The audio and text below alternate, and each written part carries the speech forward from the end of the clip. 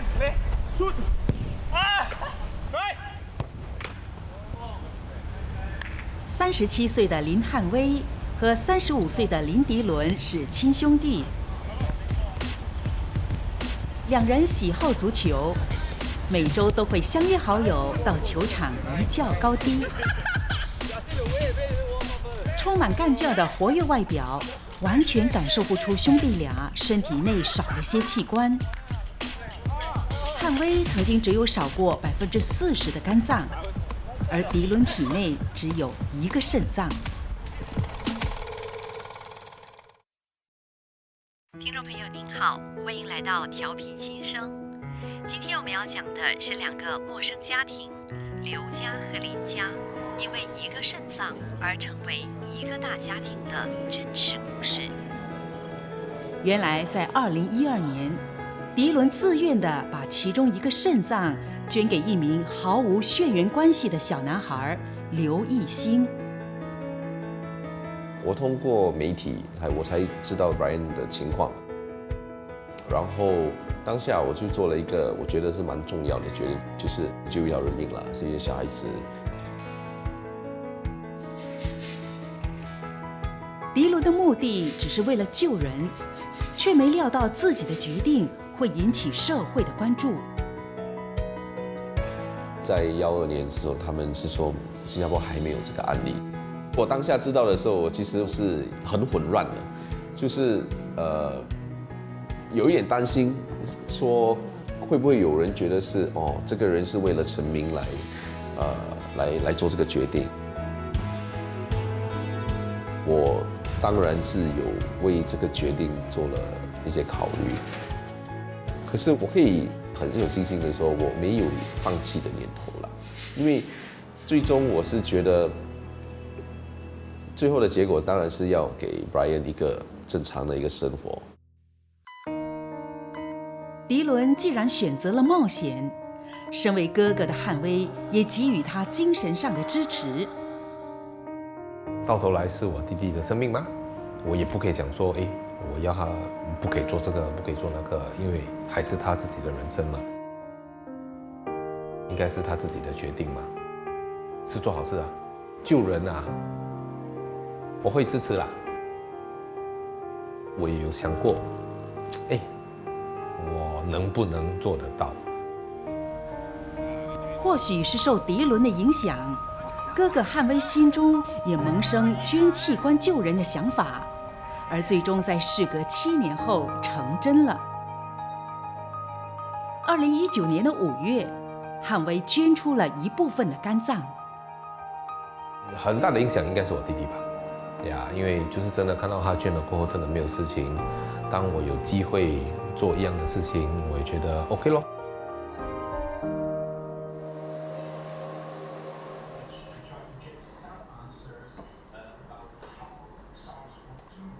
我的名字叫陈明亮，刚刚过61岁。19年的时候5月，我肝脏已经是失去功能的。明亮就是汉威捐献肝脏的受益者。2年前因为突发性肝脏衰竭，他被辗转送到国大医院接受治疗。我去国大的时候是14号午夜，每天都在看医生很多医生来看我了，还有药剂师很多来看我，还有传染病的也来看。之后医生就来告诉我，我需要换肝。他说药物已经没办法克制我的病了。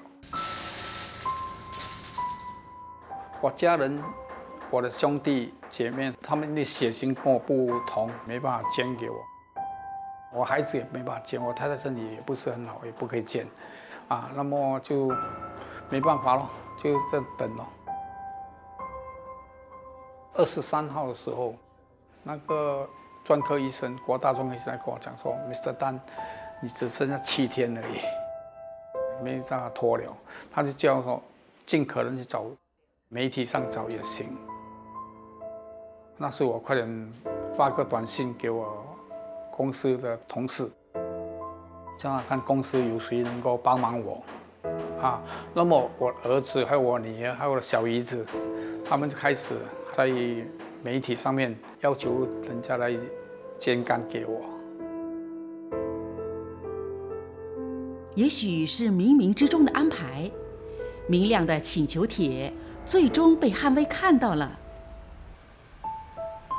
我偷偷是在 Facebook 看到 Leslie 是 Eddie 的孩子 ，Leslie post 一个 appeal 啦，就是在找捐患者。偷偷我看到也没有想很多啦，就先 share，然后第二天我就想说，不然我就试试看，来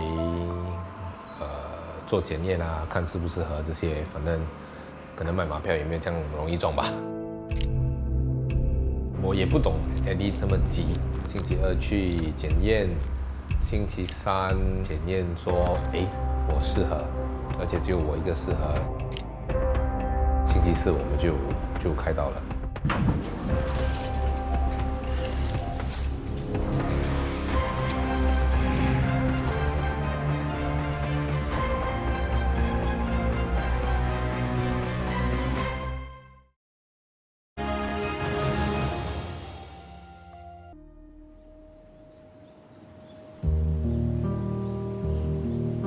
陈明亮以往的生活重心都在工作，但2019年接受肝脏移植手术后，他不得不为健康停下了忙碌的脚步。忽然间行动也大不如前，工作又没了，因为我的工作行业是炼油业，炼油业那边是充满了化学药品，所以我也无法再回去那种环境做工了。院方给我很多的限制，就是我不能接触到任何影响我健康的东西，好像人太多的地方我也不能去了，一些小动物不能碰啊，就是有机会被感染的东西我不能碰。他就跟我讲，你最好在家里。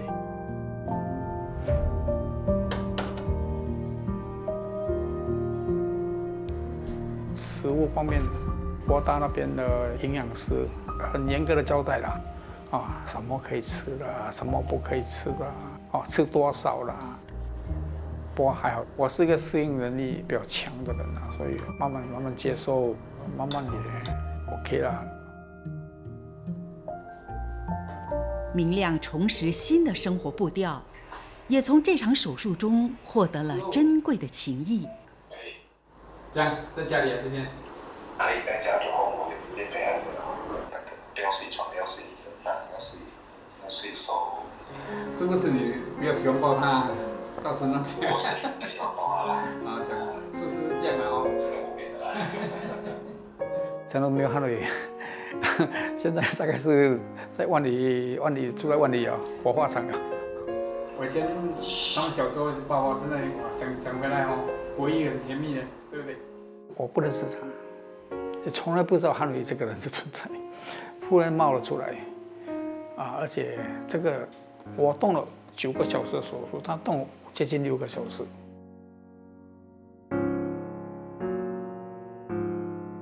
任何手术都有危险的，他刚就这样来。他们有跟我讲说，其中一个医生跟他讲说，你可以明天来动手术。汉语就跟他讲，要不然现在我们也来了。他也不怕，很难找到这样的人很难找这样的人。Eddie 本来就讲难听，真的是可能要走了，给他一个肝，他现在可以走，我们可以一起去吃饭。偶尔会跟他打招呼打电话这样的，我不想太过打搅他。在适当的时候，像圣诞节啦、这新年啦，我弟弟或者我家人能够有空送我过去。我都会把握这些机会去跟他看一下啦。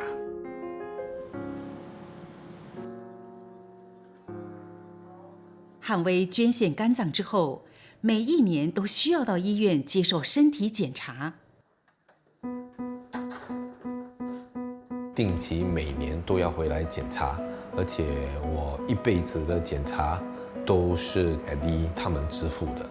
然后我如果检查真的因为这个手术有什么事情的话，医药费也是他们支付的。有没有靠？有些人看吗？国大医院肝脏移植高级顾问勾伟杰，就是2年前负责汉威手术的主治医生。No pain. I don't feel anything at all. I can carry my son up and down, no problem. 当时汉威给我的一个印象是他很热爱生活，而且他是一个很正面的人。他喜欢帮助他人的那个意愿是很强烈的。我第一次看到他的时候，即使我们把所有的风险都跟他详细的解释，他还是不会说有动摇。我只有2个问题给他，第一我会不会死，第二我会不会有后遗症。所以他跟我说死的几率1%吧，所以我觉得99不错啦。然后后遗症，他很有把握的跟我讲说，他们做过这么多移植手术，没有人3个月过后是有什么后遗症的。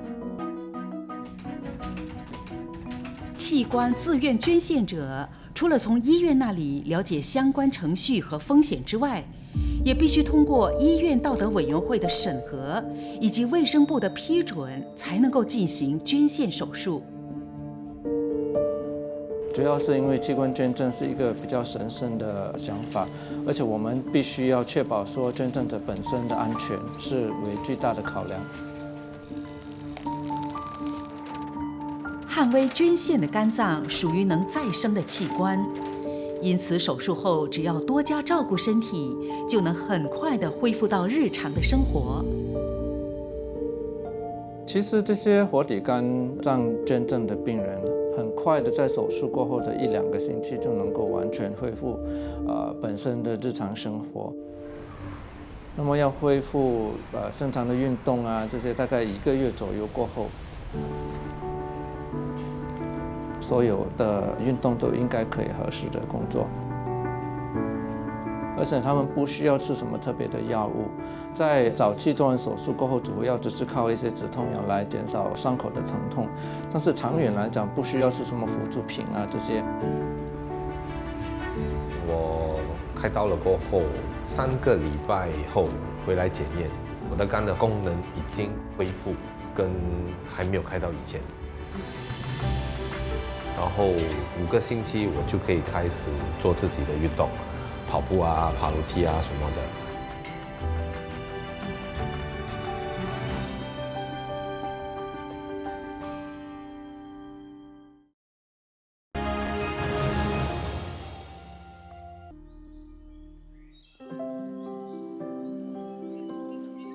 刘义兴今年16岁，平时喜欢运动。但是7岁之前的义兴必须靠洗肾来维持生命，目前自在的生活得来不易。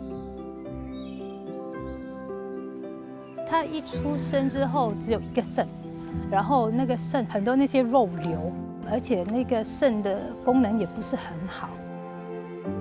27个月大的时候，他的肾完全衰竭。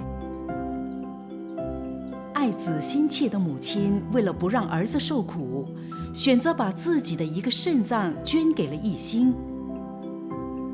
无奈，肾脏很快出现了问题。28个月大的时候，我就把我的肾捐给他。那时候是2008年的5月，然后2009年过农历新年的时候，发现他那个肾受了细菌感染，是 BK virus， 同样的就那个肾就一直就开始衰竭了，到2009年的10月就完全不行了，就要开始洗肾，然后他们也从那个时候就把我捐给他的那个肾取出来，所以那时候他根本是没有肾的。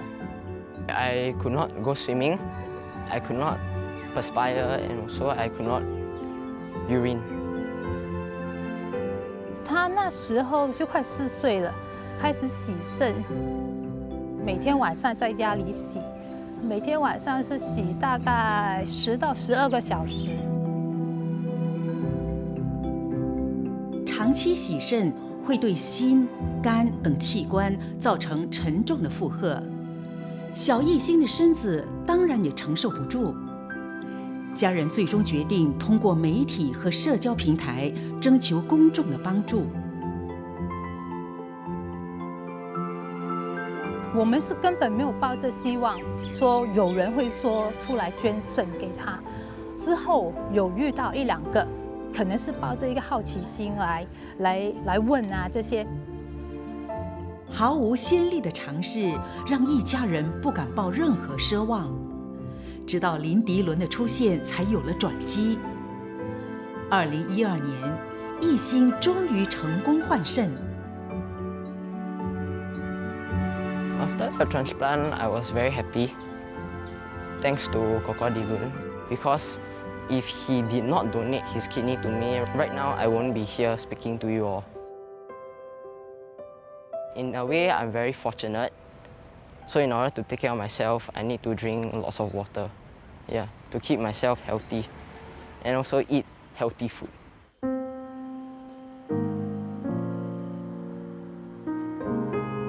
迪伦的无私奉献，让艺兴重获了新生，也让他多了一位亲人。全家人都很感激他，因为没有他的捐赠，Brian 今天可能就没有在这边了。他是把他当哥哥啊，我们就当他是亲人，就一直都有保持联系。就小孩子生日，还有过农历新年，他都会过来我家吃饭啊，然后平常就是通电话。开完刀我很常遇到的问题啦，你到底遗失了什么东西？可是很少人会问我，到底获得了什么东西？真的很温馨的是，我得到的是另外一个家庭的一个温暖和他们对我的一份爱心了。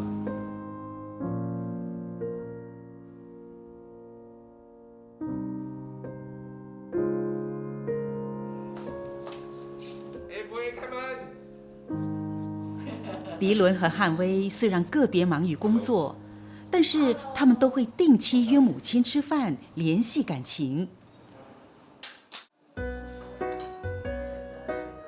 兄弟俩无私助人的精神，或许遗传自母亲，也或许自小耳濡目染妈妈乐于助人的精神和举止。他的思想会是比较简单单纯，不会去想太多了。他对待人的方式真的是很用心去对人。我妈妈有点傻的啦，我妈妈有20块，人家跟她要，她给20块了，然后来跟我们讲她没有钱。So， 我妈妈很有爱心，我妈妈很喜欢帮助人。我觉得尽自己所能去帮助人家，如果能的话，就是不要去想太多了，应该是所谓的人在做，天在看。然而，心地善良也有底线。